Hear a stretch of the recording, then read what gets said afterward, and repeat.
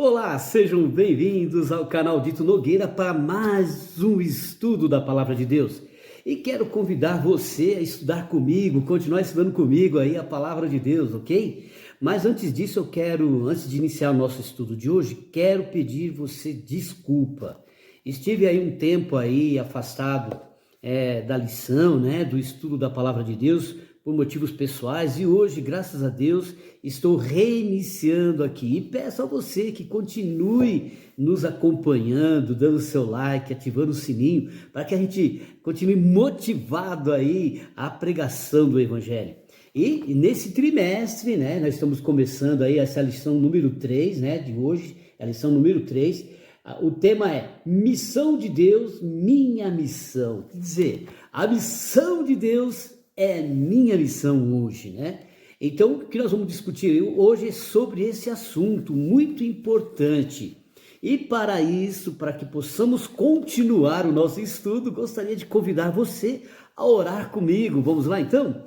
Senhor nosso Deus, Pai maravilhoso que estás nos céus, pedimos a tua bênção e a direção do seu Santo Espírito ao abrirmos a tua palavra, Senhor, em nome de Jesus. Amém. Deus abençoe você nesse estudo e que possamos aprender mais e mais, né? A lição número 3, ela vem com o tema chamado de Deus, né? O chamado de Deus para a missão. Então, Deus está te chamando para esta missão. Primeiramente, nós temos que entender que a Bíblia, que nós consideramos ser a palavra de Deus, ela não é um livro histórico, né? Ela contém histórias, mas não é um livro somente histórico. Ela é um livro na qual demonstra a busca de Deus aos seus filhos. É a missão de Deus de resgatar os seus filhos do pecado novamente, trazer para junto dele novamente. Então essa é a função da Bíblia, resgatar o homem. Então ao abrir a palavra, Deus está nos tirando, nos resgatando novamente para perto dele. Então, o chamado de Deus para a missão. Quando nós entendemos a missão de Deus para me salvar, nós temos a necessidade de falar para outros dessa intenção de Deus de nos salvar, não é? Então, quando você está feliz com algo, você quer falar para outros, né? Quer mostrar para outros a sua felicidade, ela transborda. E o texto-chave para que a gente possa compreender melhor, né? Está escrito lá em Atos 18, né? 18 diz assim: mas vocês receberão poder ao descer sobre vós o Espírito Santo e me serão minhas testemunhas, tanto em Jerusalém como em toda a Judéia, Samaria, até os confins da terra. Então, primeiramente, Deus fala onde ali? Ali em Jerusalém, onde o povo estava, e depois para a Judéia, depois para Samaria, e aí, enfim, a todo mundo, onde chegou até nós aqui no Brasil, né? A mensagem do Evangelho chegou até nós aqui no Brasil, saiu de lá há mais de 2000 anos atrás, né? Vamos lá. Às vezes Deus pode nos tirar da nossa zona de conforto. Tá certo que nós estamos ali no nosso trabalho, no nosso dia a dia, aquela rotina, já estamos ali acostumados com aquela rotina, com aquela maneira de viver, e às vezes nós somos confrontados, né? Confrontados em que maneira? Para pregar o Evangelho. Já parou para pensar nisso? Às vezes você tem que mudar sua rotina para pregar o Evangelho, sair daquela rotina, né, da semana e pegar um dia especificamente e falar de Deus, pregar de Deus, né? Porque às vezes no trabalho, você não pode se tornar uma pessoa chata, né? Ficar falando de Jesus ali na hora do trabalho, porque na hora do trabalho é hora de trabalho. Talvez no momento ali de descontração, né? Na hora do intervalo, aí você pode até usar, mas eu não posso também forçar as pessoas, né? Inclusive, eu vi uma matéria, né, nessa semana, justamente falando sobre isso, que aqui nós temos o hábito, né? As pessoas têm o hábito de pregar em praça pública, né? Falar de Jesus, indo aqui, acolá, bater de porta em porta, falar de Jesus, mas tem alguns países que isso é proibido por lei, né? É proibido por lei, você bater na porta de alguém, né? Tem alguns países aí que até expulsaram algumas religiões de lá, né? Proibiram que essas religiões continuassem a pregar o evangelho, porque justamente as pessoas se sentiam incomodadas. Então, você tem que arrumar um jeito de falar de Jesus que não incomode, né? Que não incomode as pessoas. E lá em Israel é proibido pregar em praça pública. Você sabia disso? Lá em Israel, se você falar de Jesus em praça pública, alguém pode até bater em você no meio da rua e nada vai acontecer com quem agredir alguém que está pregando o evangelho na rua. Não vai. Por quê? Porque lá a religião predominante, né, é a religião judaica, não o cristianismo. Então, se você vem com uma outra linguagem lá, a pessoa pode até te agredir. Então, o que é zona de conforto? É você estar tão tranquilo. Aqui no Brasil, você pode pregar na rua, bater de porta em porta, que nada acontece com você. As pessoas podem te receber bem, não pode não te receber bem, mas, porém, todavia, né, você tem que sair da zona de conforto, você tem que começar a se preocupar com isso. Como irei pregar o evangelho? Será que é de bater de porta em porta? Da maneira que eu estou fazendo aqui, falando de Jesus, né? Ou então, começando ali no meu trabalho, nas horas de intervalo, ou na rua, ou entregando um folheto. Então eu tenho que sair da minha zona de conforto, eu não posso ter Jesus só para mim. Essa alegria que eu tenho de ter encontrado a salvação, eu tenho que passar para outras pessoas, né? Mesmo que não deixemos nosso país, Deus ainda quer que alcancemos as pessoas. Então nós temos que nos preocupar com isso. Como eu vou pregar o evangelho?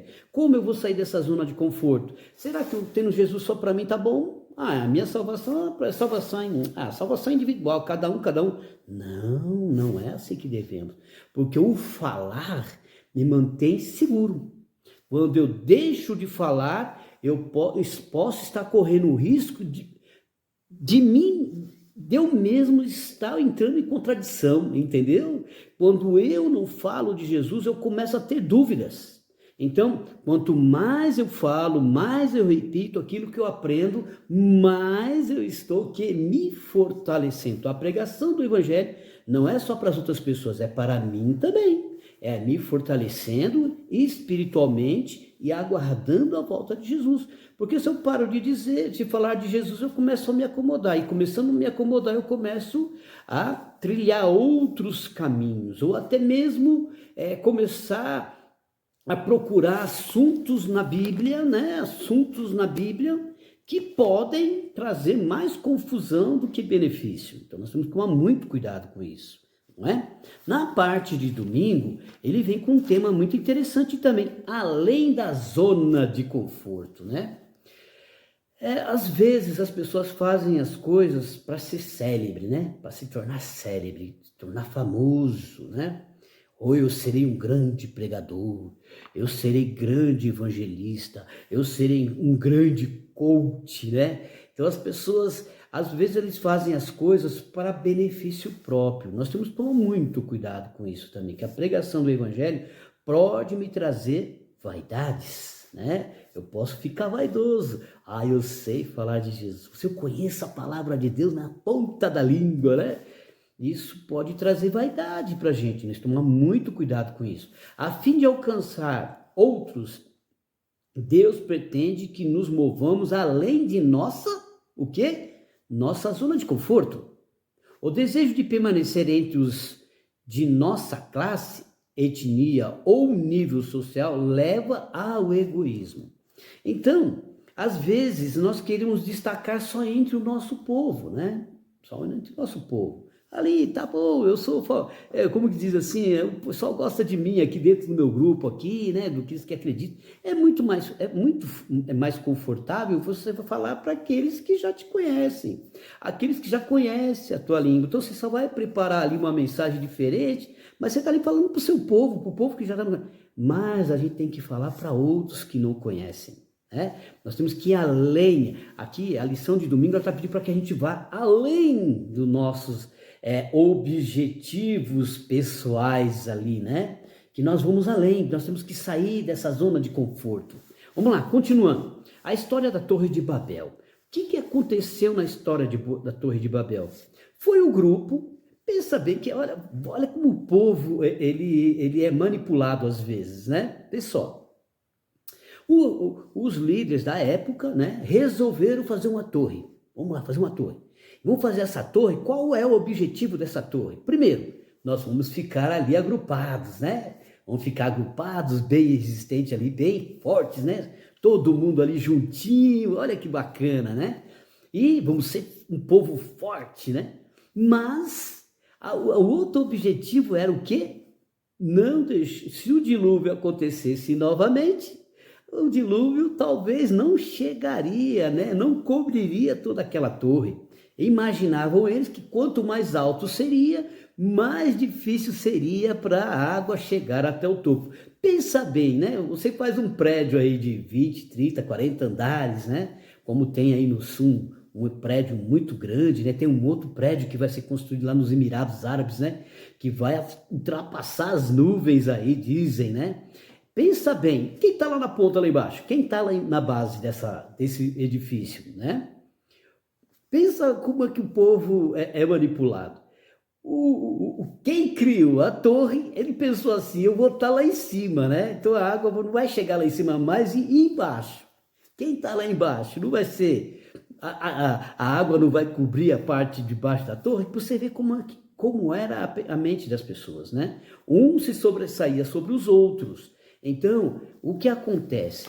No Evangelho não existe espaço para pessoas célebres, para celebridades. Não, o Evangelho não é para mim me vangloriar, não, longe disso. O Evangelho é para ser levado para as pessoas, é para pregar para todos, não importa quem seja. O que aconteceu aqui na Torre de Babel, Deus teve que confundir a língua desse povo, para que eles estavam tão agrupados ali, que eles só pensavam neles ali, olha, nós vamos ficar forte, nós vamos levantar um prédio, uma torre, onde a água não vai nos incomodar mais, pode vir o dilúvio, que não vai acontecer. A gente começa a achar dessa maneira, que a minha fé é a mais importante, cada um na sua, e pensamos que nós estamos com toda a verdade, mas não estamos. Se nós não estamos pregando o Evangelho, não estamos pregando a palavra viva de Deus por aí, que a palavra viva sou eu, são os meus exemplos, que é a palavra viva. Eu sou a palavra viva de Deus, você é a palavra viva de Deus.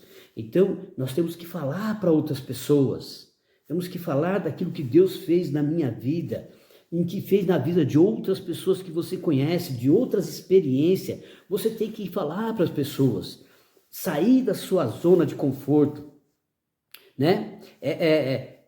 Às vezes nós caímos numa falsa garantia, né? Qual é essa falsa garantia? Eu vou estar seguro aqui dentro da igreja, né? Estou aqui quietinho, vou ficar quietinho, não vou arrumar confusão com ninguém, vou fazer aqui, seguir as doutrinas da Bíblia, vou fazer isso daqui, vou fazer aquilo de lá para não me acontecer. Isso é uma falsa segurança. Essa é uma falsa segurança, porque a verdadeira segurança está em Deus. É você fazer a vontade de Deus. Qual é a vontade de Deus? Sair, falar de Deus para essas outras pessoas. É isso que a lição de domingo vem trazendo para nós. Sair da zona de conforto e dessa falsa proteção que a gente diz que está dentro da igreja ali. Ninguém vai mexer comigo, eu também não vou mexer com ninguém. Não, você tem que sair dessa zona de conforto. Você tem de falar de Jesus. Na parte de segunda-feira, ela também nos chama para um outro assunto importante. Qual é esse assunto importante? Seja uma bênção para o mundo. Quando nós saímos da zona de conforto e nós vamos ser o quê? Uma bênção para o mundo inteiro. Você tem que ser uma bênção. Quem foi uma bênção? Quem se tornou uma bênção no reino de Deus? Quem foi? Olha aí na sua lição. Desculpa, né? Acabou o negócio aqui, desculpa. Vamos lá. Deus dá uma ordem a Abraão. E qual foi essa ordem que Deus deu para Abraão? Lá em Gênesis 12, de 1 a 3, qual foi a ordem? Saia do meio da sua parentela. Vai para onde, né? Na onde? Vai para um lugar que eu te mostrarei. Olha só, Abraão, que idade você acha que Abraão tinha aí? Né? O que significa o nome Abrão? Abrão. Olha só, Deus ele até mudou o nome de Abrão para Abraão, por um sentido muito importante, muito interessante. Ó, Abraão significa um pai de um grande povo, ok? Abraão, né? Abraão. Então significa um pai de um grande povo. E Abraão, o que significava? Sublime pai. Excelso pai. Era o nome de Abrão, ele era uma homenagem a Deus. Mas Deus não quer homenagem. Deus quer pessoas obedientes, que obedeçam ao que ele pede, né? E Deus mudou o nome de Abrão para Abraão, pai de um grande povo, porque Deus fez uma promessa a Abraão, né? Uma promessa, mudou o nome dele, abençoou Abraão. Você vai ser um homem abençoado, em você muitos serão abençoados. E olha só que maravilha. Abraão, ele obedeceu a Deus. Teve seus problemas? Teve, né? Abraão teve, né? Vamos lá. Ali veio várias promessas, né? Nos textos a seguir aqui, o que cada um deles diz sobre a aliança de Deus e sua promessa para nós. Olha, esses textos, ele está dizendo para nós qual foi ali a aliança que Deus fez para cada um de nós. E diz ali do cedro, né? Que esse cedro viria para eliminar os moabitas. Quem eram os moabitas? Você sabe que era um povo que era um perseguidor do povo de Deus. Era um povo cruel. E vinha uma promessa lá no livro de Gênesis, né? Gênesis 17, versículo 19. E também lá em Gênesis 3,15, fala dessa profecia, que ele ia libertar o povo de Deus dos moabitas. Quem eram os moabitas? Olha só, um povo amaldiçoado. Os moabitas eram um povo amaldiçoado. Por que eles eram amaldiçoados? Porque eles eram filhos incesto, eles eram descendentes de uma relação incesta. Né? Lembra lá da filha mais velha de Ló, né? que teve relações com o próprio pai. Então, aquele povo já era um povo amaldiçoado por busca própria. Não que Deus amaldiçoou, não, eles se tornaram amaldiçoados, né? Vamos continuando lá. Até lá em Números, né? Fala da linhagem de Jacó, subiria um cetro, né? Que eu acabei de dizer. Isaías, a previsão do nascimento de Jesus. Daniel, a morte de Cristo como expiação do pecado. Mateus, Jesus o Salvador, porque o nome Jesus significa Salvador, quer dizer, a palavra, o nome Jesus significa Salvador do mundo. Então tudo isso é uma profecia, é isso que nós temos que falar para as pessoas, né? Do plano de Deus para aqueles que querem seguir, querem chegar um dia ao estar ao lado de Deus nas mansões celestiais. Então, hoje, a partir dos textos acima, fica claro que Deus cumpriria sua promessa e vai cumprir a sua promessa em nós. Deus promete, Jesus prometeu, aonde eu estiver, estejais vós também. Então, nós temos que acreditar nessas promessas de Deus. Não sabemos exatamente o quanto Abraão sabia ou entendia acerca de como a semente prometida surgiria através dele. Por quê? Quando ele saiu, Sara era estéril. Ele não sabia, mas acreditou. Olha, Deus falou, está falado. É assim que a gente agir. Nós temos que agir. Se Deus falou, ponto. Se a Bíblia está falando, ponto. Eu não tenho que seguir meios caminhos. Eu tenho que seguir o que a palavra de Deus pediu. A promessa de Deus. Nós somos filhos da promessa. Eu e você somos filhos da promessa, porque nós, quando aceitamos Jesus Cristo, nós somos descendentes dos céus e somos descendentes de Abraão. talvez não de uma linhagem direta, mas somos espiritualmente descendentes de Abraão. Quando você aceita Jesus Cristo na sua vida como Salvador, você está aceitando a promessa de Deus feita a Abraão, né? Pela fé, Abraão, quando chamado, obedeceu a fim de ir para um lugar onde que devia receber como herança, e partiu sem saber para onde ia. Então, você, para pregar o evangelho, ore a Deus, peça a Deus, e Deus vai mostrar alguém para você pregar o evangelho, para você falar do evangelho. Não é fazer uma pregação, né? Não é você sair pregando, não. Com a sua honestidade, com os seus exemplos, as pessoas vão se aproximar de você, mas você tem que pedir para Deus, pedir para que essa pessoa se aproxime de você. Sabia disso? E Abraão, ele acreditou que Deus ia cumprir essa promessa na vida dele, e Deus já prometeu isso para você. Ide pregar o evangelho. Falou, ide, vai você também, né? O chamado de Abraão. Abraão tinha 75 anos quando Deus o chamou. Qual a sua idade hoje? Você parou para pensar? Você acha que Deus já te chamou? Você parou para pensar se Deus já te chamou? Então, na parte de terça-feira, o chamado de Abraão. Deus já te chamou? Você sentiu que Deus está chamando você para pregar o evangelho? Você já se preocupou com isso? Ou você se acomodou dentro do seu campo de conforto? Tá bom, eu vou para a igreja aí nos dias de culto, ou quarta-feira, ou no domingo, ou no sábado, ou terça-feira, ou numa semana de oração, aí eu estou indo, estou cumprindo aí a minha parte no evangelho. Será que é isso? Será que é só isso que é o plano de salvação de Deus? Será que é só isso? É eu aceitar Jesus e pronto? Não, não é só isso, né? Olha Abraão, ele já era um homem rico, né? Abraão já era de uma família abastada, ele já estava com 75 anos, ele podia falar, olha, já estou aí, né? Porque hoje, com 65 anos, muitos de nós já estamos até aposentados, ou vamos nos aposentar com 65 anos. Abraão começou a sua atividade com 75 anos. Ele não olhou que estava velho, nem que a sua mulher estava velha, porque Sara tinha 70 anos, né? E ele chamou Ló para ir com ele, e Ló foi. Ló, né? O seu sobrinho foi para estar junto com ele. Agora, pense bem. Pense bem, sair ali da sua família, você está bem, confortável, né? Deus não está pedindo isso para mim, não está pedindo isso para você, nem para mim. Não está pedindo que você largue tudo, largue que você... Não, Ele está pedindo para você pregar o evangelho.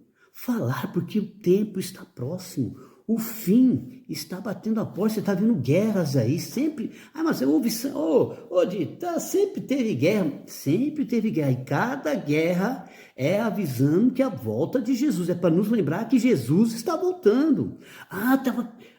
Enchente, terremoto, não é que isso demonstra que nós estamos chegando no fim, que Jesus está voltando. Então não é que, sempre houve terremoto, sempre houve enchente, sempre houve incêndios, sempre houve incêndios. Mas isso nos remete a lembrar lá do que Jesus falou no ano passado, quando essas coisas estiverem acontecendo, está perto do fim. Abraão, com 75 anos, ele não temeu, ele saiu, né? Bom, apesar de estar com 75 anos, ele saiu, ele cometeu alguns erros, como todos nós cometemos alguns erros.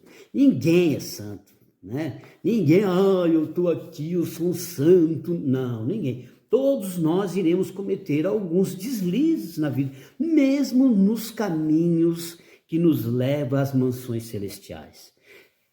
Mas a gente não pode cometer sempre os mesmos erros, não é? É que nem uma vez quando era menor, trabalhava na cidade, e eu sempre via lá com aquelas pessoal lá com aquelas tampinhas lá, né? Eu juntava aquele meio lá, o pessoal. Tinha pessoa que estava ali todo dia perdendo dinheiro. Todo dia perdendo dinheiro. O homem enrolava todo dia, porque eu ia mais cedo só para observar, porque eu queria aprender a fazer aquilo também, né? Olha lá a cabeça da gente, quando a gente é jovem. Então tinha gente que estava todo dia lá tentando, né? Ver se conseguia tirar um dinheiro ali do jogador, do enganador, né? A gente não pode brincar com o enganador, porque ele engana a gente. E tem pessoas que vivem caindo nos mesmos erros. Isso pode te levar à perdição. Mas Abraão, ele cometeu os seus erros, né? Ele teve que mentir ali, ele sentiu medo e mentiu. E isso trouxe muitos problemas para ele, né? Muitos problemas para ele. Ele quis resolver um problema, né? Causando outro problema. Então a gente tem que tomar muito cuidado com isso.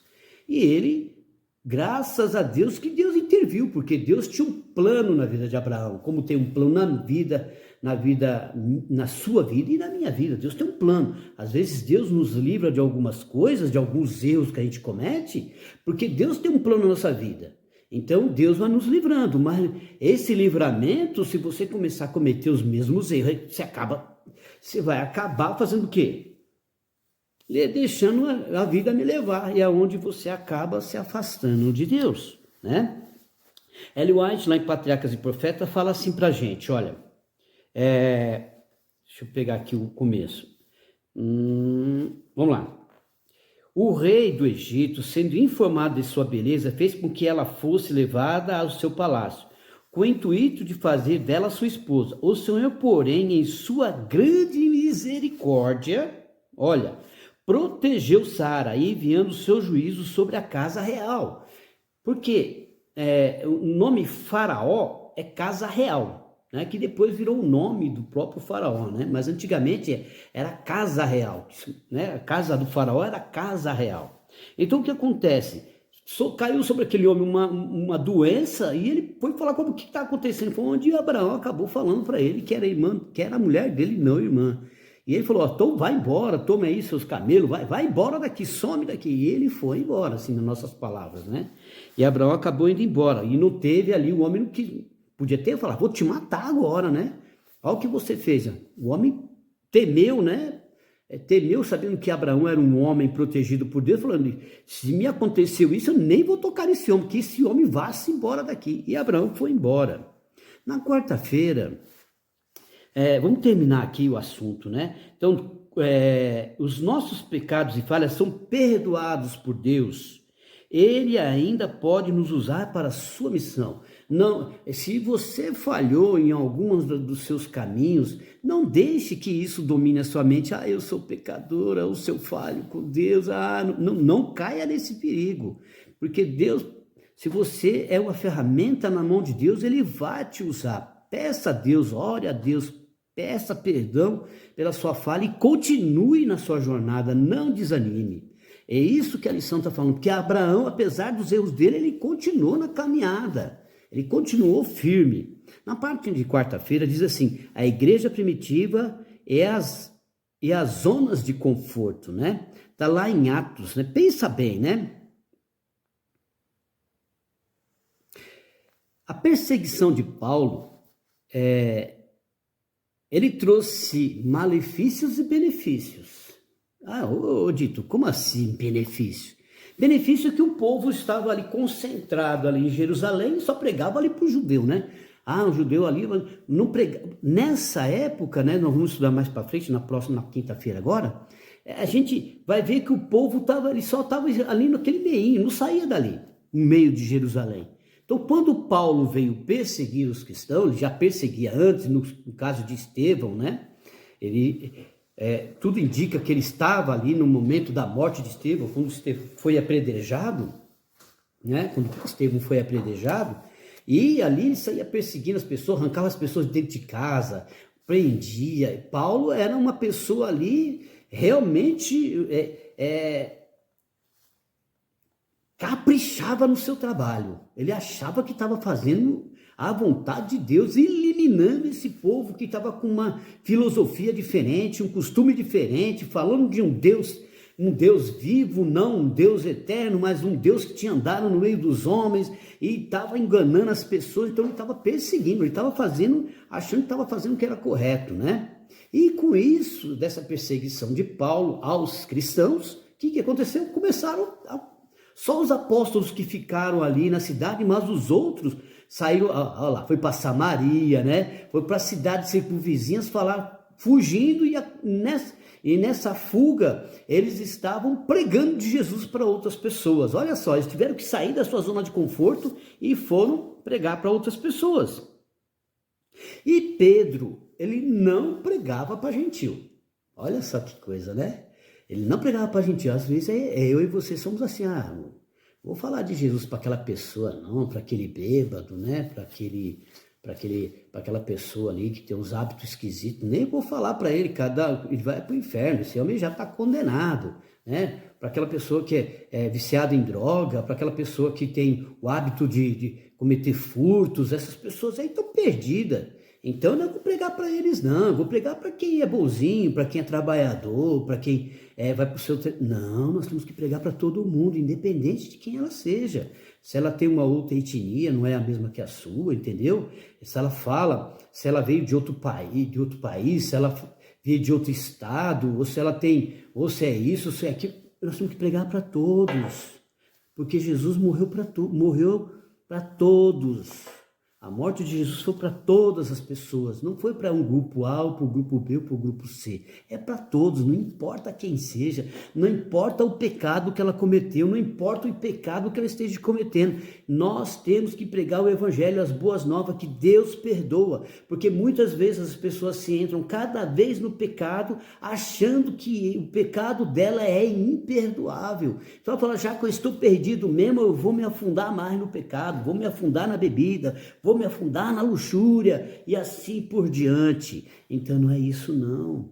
Às vezes as pessoas estão sendo enganadas mesmo cometendo os seus erros. Ela acha que Deus não a vai perdoar. É isso que a gente tem que pensar. Outras pessoas precisam conhecer o que você conhece. Não é verdade? Aqui, Pedro ele não tinha esse hábito de pregar para outras pessoas, mas Deus falou com ele, né? Na parte de quinta-feira, Deus falou com ele. Deus falou com Pedro, em Atos 1:8, né? Então Deus mostrou para ele lá que a virtude do Espírito Santo, né? Que a virtude do Espírito Santo vai te abençoar e fazer você testemunhar. Mas para isso você tem que ter um espírito novo. Qual é esse espírito novo? Oração. Pedir a Deus, estudo da palavra de Deus, isso é o espírito novo.